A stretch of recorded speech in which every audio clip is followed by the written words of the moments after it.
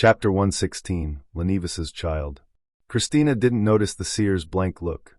She took a peek at Angelica over at the reception desk, lowered her voice, and said, "I mean Lanevus's child." She extended her hand to point at the young lady with the sun hat and said, "This is my niece, Megos. Her mother is my elder sister.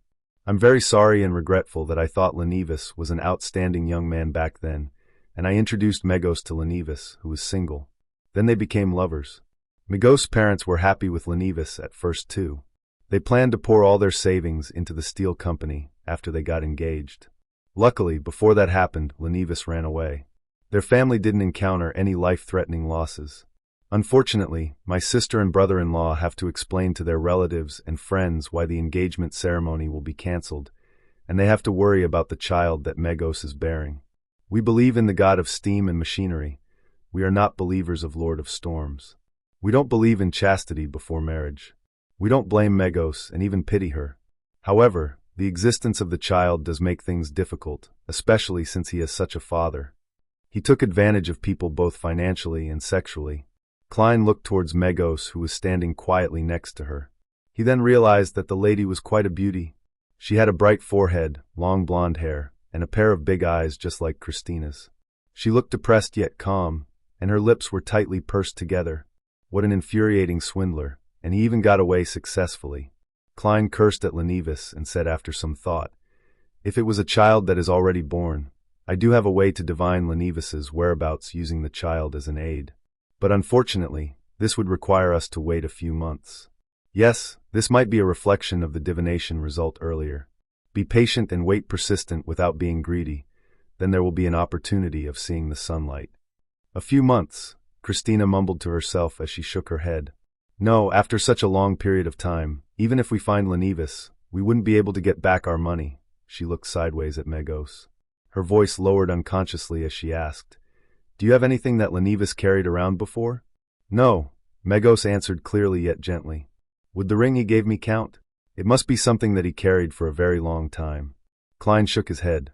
Christina remained silent for a while and looked at Megos when she said, "You have to make a decision. I think keeping this child would make your future tough and thorny.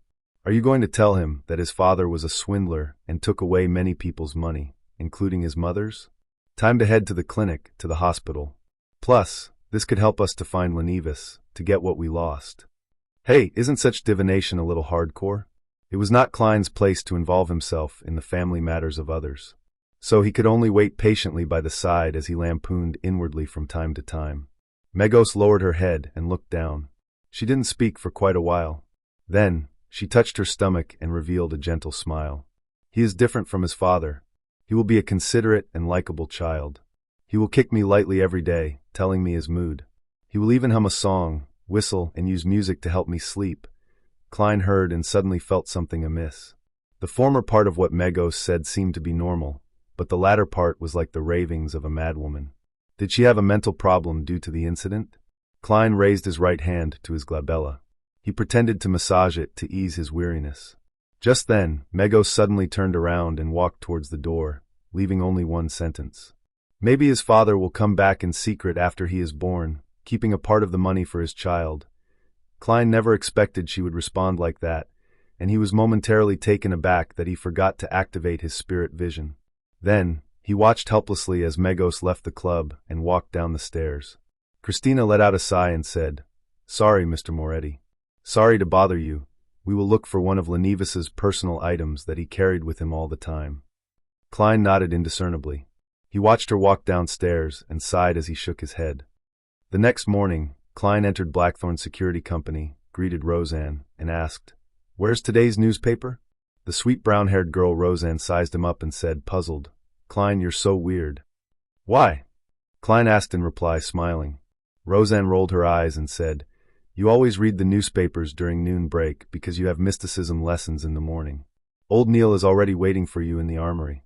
I found out earlier that there would be a case offering a reward, so I want to read the newspaper to memorize the criminal's appearance. Perhaps I might one day come across the person?" Klein explained with a smile. "Is that so?" Roseanne picked up the day's newspapers and started flipping through them out of curiosity. "Wanted. Lanevus, right?" Klein immediately answered, "Yes." "Wicked swindler.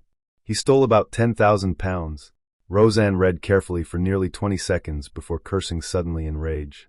Klein shared the same feeling. It's really ridiculous. Even I want to apply to take over the case. Roseanne continued to read and shook her head regretfully. The case doesn't seem to involve supernatural factors. Even if it did, it would be passed to mandated punishers under the Lord of Storms. Klein didn't quite understand what Roseanne meant, but after he took the newspaper and read it, he sighed.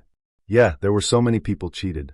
There must be believers from all 3 major churches, and Lanevus's steelwork company was said to be located in the south. If a case was related to supernatural factors and involved only the believer of one God, it would be passed to the corresponding team. However, if it involved believers of the Evernight Goddess, Lord of Storms, and the God of Steam and Machinery, it would be assigned based on jurisdiction area. The Nighthawks controlled the Golden Indus Borough, the North Borough, and the West Borough.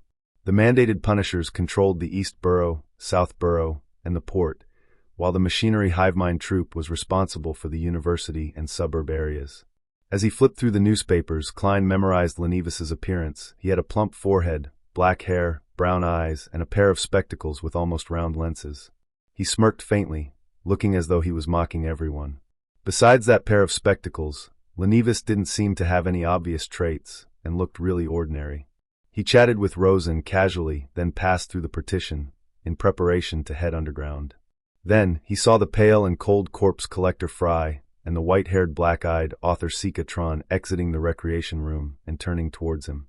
After a simple greeting, Klein watched his 2 teammates leave and discovered Dunn Smith in a black trench coat standing by the side of the door he opened. "There's a case?" Klein asked curiously.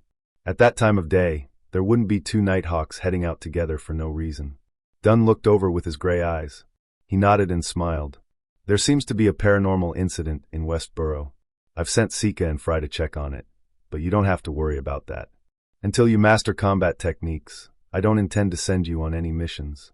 I have to take responsibility for my team members. Captain, you are such a nice person. Besides the receding hairline and bad memory, you are flawless." Klein complimented inwardly. He asked for confirmation. In other words, I only need to attend mysticism classes and combat training. I don't have to contribute anything, and I can still get my pay. "This is only temporary," Dunn confirmed. "I only need to attend classes and work out, and I'll get an ample paycheck." "It's great just thinking about it," Klein thought happily. "I hope there are no more coincidences." He prayed in silence. The days passed by peacefully until Friday. Klein completed his combat training and took a carriage back to Basic Street. Outside Henry's private detective company, he looked to the left and to the right. Confirmed that no one was watching him, he put on the gauze mask, lifted up the collar of his trench coat, and quickly entered the stairway. Knocking on the door, Klein saw the middle-aged, brawny man, Detective Henry, again. "Good afternoon, sir. One of the cases that you entrusted us with is done." The deep blue-eyed Detective Henry spoke with a hoarse voice from drinking and smoking. Klein intentionally lowered his voice and said, "Is it the information of the man that appeared at the Evil Dragon bar? The man that bought the Spectator Potion's supplementary ingredients?" "Yes." Henry waved his smoking pipe. Then, he didn't say anything but look at Klein with a smile. Klein understood what the man meant, and he took out 4 one-pound notes and handed it over. "This is the second payment." He paused and added, "Write me a receipt." His private stash of money had been reduced to less than £1. "No problem." Henry coughed. He checked the anti-counterfeiting marks on the notes as he instructed his staff to bring over pen and paper. Then, he beckoned to Klein for him to have a seat while he quickly wrote a receipt and stamped a seal on the bottom. After completing everything, Henry took a puff at his pipe and said, "According to your description, my assistant and I waited at the Evil Dragon bar for 3 days before finally meeting that man. He's quite an alert gentleman and is good at observation. Thankfully, we're experienced. His name is Daxter Udirian, a doctor of the Greenhill Mental Asylum.